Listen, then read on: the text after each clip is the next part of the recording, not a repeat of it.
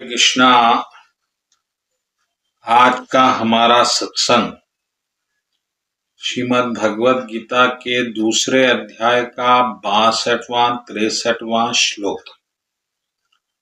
इस श्लोक के बारे में आज की हमारी सत्संग होगी। तो चलिए पहले देखते हैं श्लोक क्या है। इंद्रियों का चिंतन करते हुए मनुष्य उसमें आसक्ति उत्पन्न करता है और ऐसी आसक्ति से काम उत्पन्न होता है और काम क्रोध में परिवर्तित होता है। क्रोध से मोह उत्पन्नित होता है और मोह से स्मरण शक्ति का विधम होता है, भ्रम। और स्मरण शक्ति भ्रमित होने से बुद्धि नष्ट हो जाती है। बुद्धि के नष्ट होने से मनुष्य का नाश हो जाता है। ये एक सूत्र कृष्ण भगवान बता रहे हैं कि कैसा आपका नाश होता है, कैसा आपका नाश हर जन्म में होता रहा, और अगर अभी आप नहीं संभले तो आगे भी आपका नाश होता रहेगा। उसका प्रमाण क्या है? आपका जन्म लेना। आपका जन्म लेना ही इस बात का प्रमाण है कि आपने पिछला जन्म अपना व्यर्थ गंवाया अपने काम और क्रोध के कारण, और अब आप इस जन्म में भी उसी काम और क्रोध के कारण अपना जीवन व्यर्थ कर रहे हैं और अपनी स्मरण शक्ति का नाश कर रहे हैं। तो चलिए भक्तगणों, समय व्यर्थ नहीं करते हुए इस श्लोक में भगवान हमसे क्या कहना चाह रहे हैं और इस श्लोक का क्या अर्थ है, इसी बात पर हम चर्चा करेंगे। तो पहले इसमें इस श्लोक में 3 बातें आ रही है, काम, क्रोध और स्मरण शक्ति। याद रखिए। तो ये स्मरण शक्ति क्या है और इससे काम और क्रोध का क्या संबंध है, ये बात हमको समझ लेने से इस श्लोक को समझने में हमें आसानी होगी। तो पहले चलते हैं स्मरण। हमारा स्मरण शक्ति क्या है? हमारी स्मरण शक्ति ये है कि हम कृष्ण के अंश है। कृष्ण हमारे अंश, हमारे वंशी हैं और हम उनके अंश है। और यही स्मरण शक्ति स्वाभाविक हरेक के लिए है।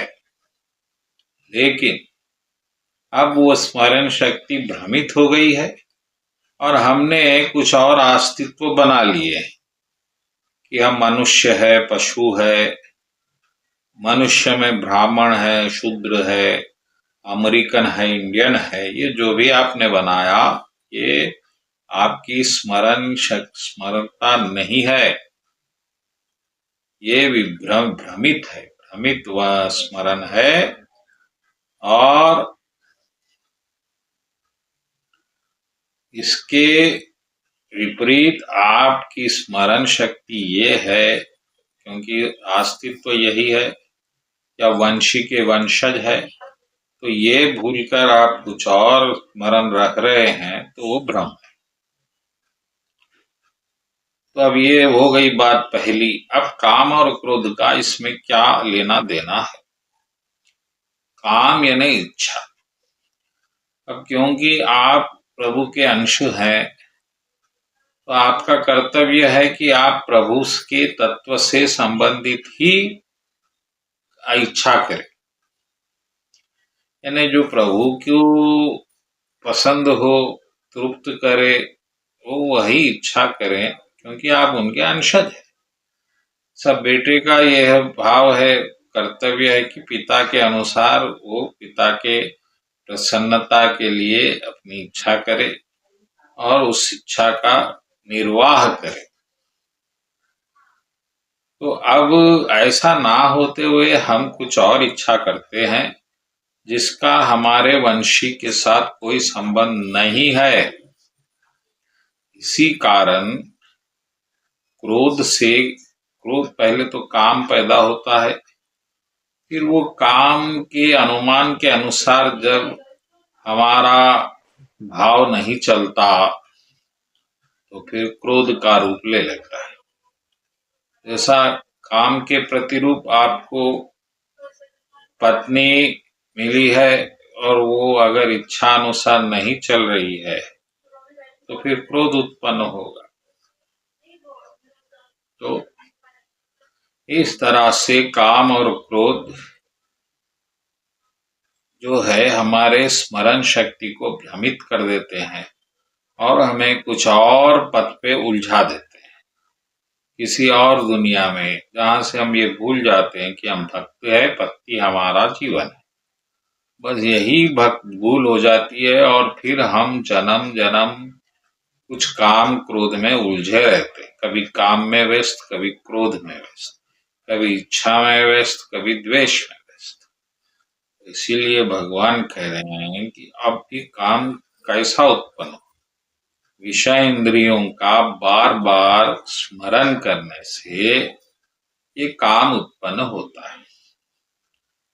तो अगर आप ये बार बार विषय वस्तुओं का स्मरण नहीं करेंगे तो निश्चित ही आपको कोई आसक्ति नहीं होगी, और आसक्ति नहीं होगी तो क्रोध नहीं होगा, और क्रोध नहीं होगा तो स्मरण शक्ति बने रहेगी कि आप कृष्ण के वंशज है और कृष्ण के अंश है।